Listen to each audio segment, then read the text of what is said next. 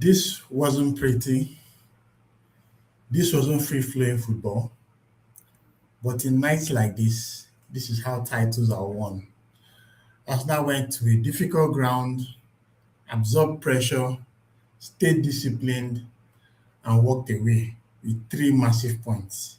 This is the match reaction.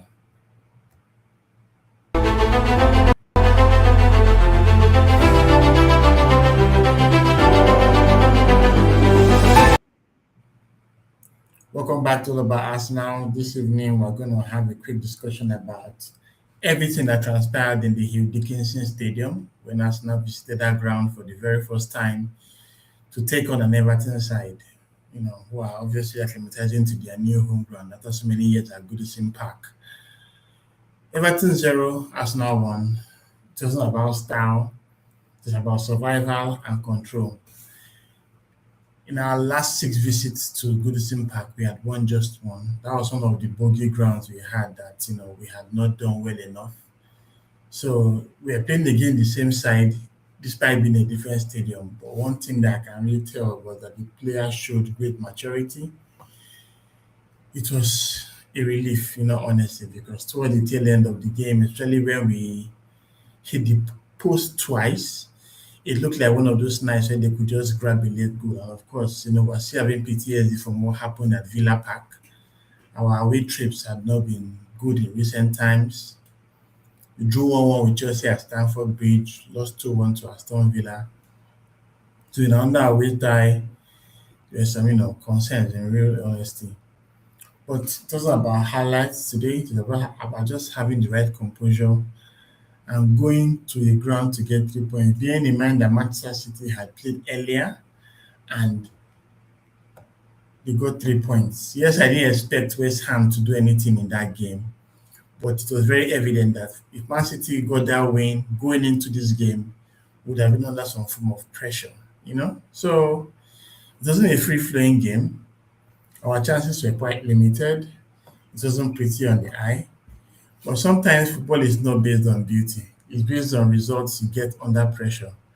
The old Arsenal would have actually not done well. Bearing in mind that this was among the 14 fixtures where we had a draw. Yeah, it was 1-1 last season at Goodison Park. I think Trossard scored, and I think they equalized, or second by equalized in DI or whatever.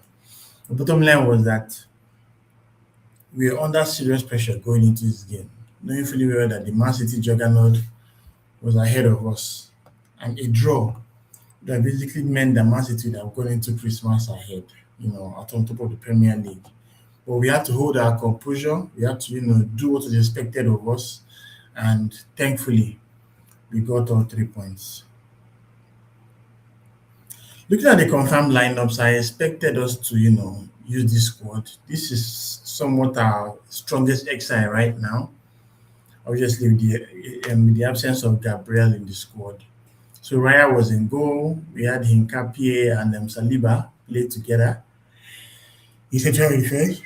Against Wolves, there was some kind of funny shuffle that Arteta did. With Calafiori suspended, instead of playing Lewis Kelly as a left back to allow Hinkapie play alongside Saliba, he actually moved Hinkapie to left back, moved Saliba to LCB, brought Timber in centre back and played White, because we know that White suffered an injury that allowed us to reshuffle the pack at the back. But Calafiori was fully rested. It was good to see him, come back to the side. Hinkapie continued his good performances alongside Saliba, while Timber was on the right-hand side. The midfield was the usual midfield we are expected to see in recent times. Saliba, Zubimendi was in the base, where we had the likes of Declan Rice and Odegaard providing support. Ebirichi is someone that has had a couple of opportunities to play in central midfield, but in all honesty, minus the Spurs game, he hasn't really cooked. But this was a game that Arsenal needed controlling, and of course, the right combination was used, being Odegaard, Zubimendi, and Rice. Further up the pitch, we had Saka, Gyökeres, and Leandro Trossard playing in the three-pronged attack. We had the likes of Madueke, Martinelli coming into the picture. It was good to see our usual starting lineup.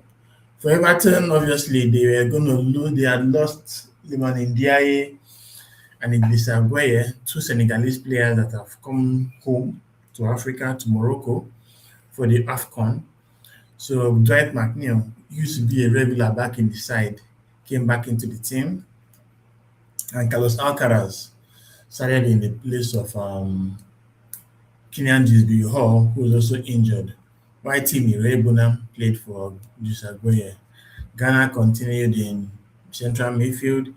There was some concerns on whether Jack Grealish was going to be fit for the game, but thankfully he passed the fitness test. And of course, the usual battle between Beto and Barry. It seems like David Moyes just tosses it to a hat and decides who he wants to use on a game by game basis. But I think in recent times, Barry has been the one that has been starting ahead of Neto most of the time, which is a good thing. Of course, in defense, just the same exercise you would expect. Mikolenko in left back, O'Brien in right back, with Gerard Brantwaite not still fit enough to play. Michael Keane played alongside the captain, Tarkowski, while England's number one, Jordan Pickford, played in the goal for Everton. So looking at the first half, it was quite cagey. Arsenal looked very patient in possession. We didn't force any passes. We didn't basically open ourselves unnecessarily for any Everton transitions. But Arsenal got the lead in the 27th minute when Declan Rice crossed the corner kick and Calafiori was odds-on to knock that ball home. But O'Brien, raised his hands quite high up and, VAR had to intervene. It was quite funny because the Arsenal player didn't even act like there was a penalty in the box. He just kept on trying to go for the next corner kick. But the ref had to stop play. VAR took like 10,000 hours just to check something that was very clear. She told the ref to come around as well. And he checked it himself as well. Then, of course, obviously declared that it was a penalty. So the question was who was going to take the penalty? Was it going to be Bukayo Saka or was it going to be Victor Gyökeres? Arteta made that spoken about in the past how the guys in the team decide who's going to play it. So Odegaard, got the ball. Then Gyökeres came to ask him a question. I'm thinking maybe we got the confirmation whether he was really going to play the penalty or not. And of course, Odegaard handed the ball over to him. And Gyökeres blasted this ball past Pickford. Wow, for a player that, in quotes, have been struggling for goals, that composure on the spot was very necessary. And, he picked his spot, blasted it hard. And despite the fact that Pickford followed it, there was an elevation on the ball, and Arsenal did enough to get that lead. Everything came out aggressive, had loads of early duels. The crowd was also on their side. The crowd was so loud. They made the tempo quite frantic, but Arsenal didn't bite. We recycled possession. We didn't force any physical passes. We waited for Everton to commit. Had a couple of, transition plays on our own. But, we just managed to see through the first half with a lead. I was quite happy, to see how they played in the first half. The lads did very well. But to just have the journey, they will see the second half to contend with. So for the second half, Arsenal had more chances to actually win the game. Everton started to loads of long balls, but David Raya is one goalie that is very good at claiming long balls. So loads of crosses, long balls, physical duels. But our defensive structure was very excellent. The back line stayed very compact. There were a lot of balls in behind that were played that Saliba was mopping up with so much consummate ease. Raya also gave this team some composure and confidence at the back. Every back pass given to him, he knew how to handle it well. His distribution was fantastic. The midfield screened the ball intelligently, with Rice and Mendy working very hard to ensure that Everton were restricted to very low quality chances. This was about discipline. Everton were trying to be very direct, loads of long balls. They tried to be very physical. But Arsenal didn't panic. Arsenal didn't break their shape. Arsenal were not desperate to get into dangerous areas. We showed very high defensive IQ. We trapped our runners well.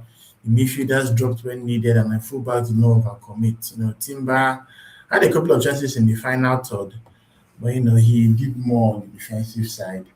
We had two great chances, to put the game beyond doubt. Rice moved with the ball, played it to Trossard. As you can see on the slide there, Trossard had the entire goal to him at. But his shot was quite hard and he kind of spun to the crossbar. There's also on that moment when Bukayo Saka and Odegaard worked very hard on the right hand side. And tilted the ball to the danger area. Grealish put in a tackle, was Mendy reacted first and his shot clipped the post. Pickford didn't really make any high profile saves, but what was very clear was that Arsenal was in full control of the game. From a tactical standpoint, Arsenal was excellent. There was no reckless pressing. There were no unnecessary risks during build-up. Yes, a couple of chances that were, towards it and all that, but Arsenal were not chasing a second goal just for the sake of it. You could see that the play was very intelligent. Our players did very well, pressed well, transitioned well, had a couple of chances to kill off the game. We did very well to protect our lead, which was very important. Our players executed that perfectly. Our game plan was good. We didn't press high. We chose our moments to strike like a viper.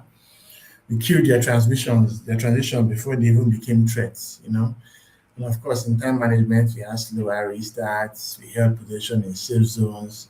When Gyökeres came out for Gabriel Jesus, we had some more, control, especially further up the pitch. We drew a lot of fouls as well from them. So, as much as they are home trying to frustrate us, we also had to frustrate them too. And as a champion or a team trying to aim for championship, these are the kind of games you need to win. Especially in ground like Hugh Dickinson, that is very, very hard to play. I'm very happy what the lads did and the discipline they showed.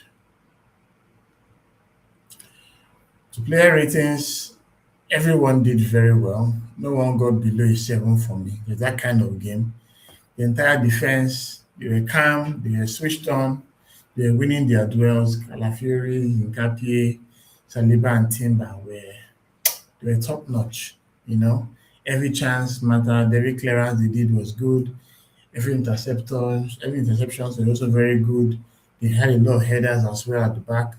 In midfield, Declan Rice gets an 8 from me. He puts in another monster performance, you know, winning second balls, helping the backline breathe. Him and Mendy were immense.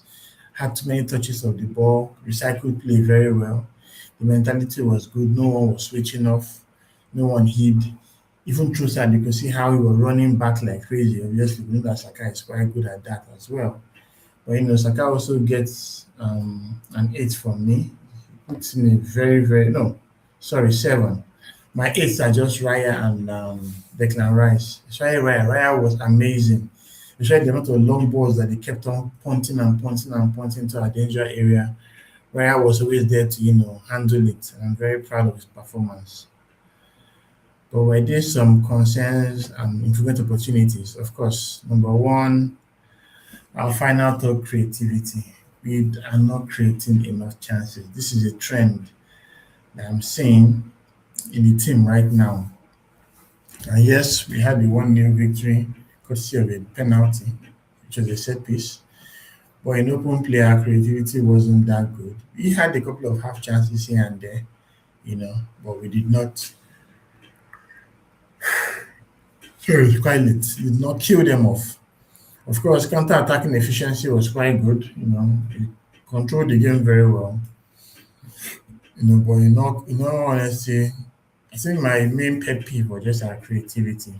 We could have killed the game earlier as well. Especially when we missed those two big chances, Trossard and Zubimendi. How these things are in the Premier League. You won't get the chance you have, and if you wait for your opposition, they might just have one, and that's pretty much it for the whole game. But we did well. We tried to keep the position back. We had very, very good margins, did the best we could. I'm very happy with the performance overall. So what does this victory mean? As I said, going into this game, Arsenal was behind Man City. So they needed to win this at all costs, to come back at top of the table, taking the lead back to 2 points. As Villa plays Man United tomorrow, Man United are in good form, so let's see how that goes. We didn't necessarily dominate the headlines, but we dominated the most important part, which is the scoreboard. One new wins carry their weight in gold, especially for a title push. These are three valuable points.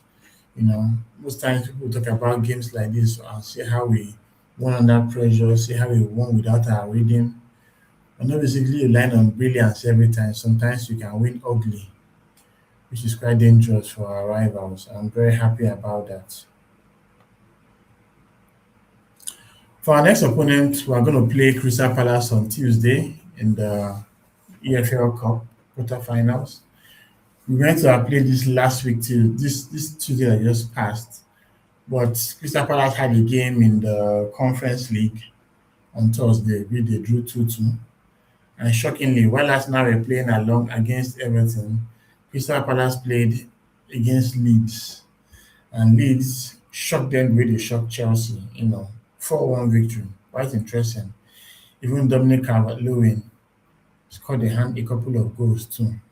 So I think their morale will be very low going into the game against Arsenal. So we need to capitalize on that. And that's pretty much it from me. It wasn't a beautiful game, but it was professional, it was mature, and it was necessary.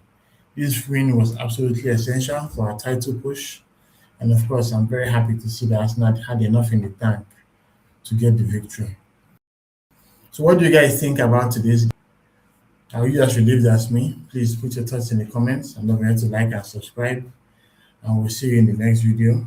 Thanks for always being part of this journey with me. I'm looking forward to see you again. Till then, come on, you gunners.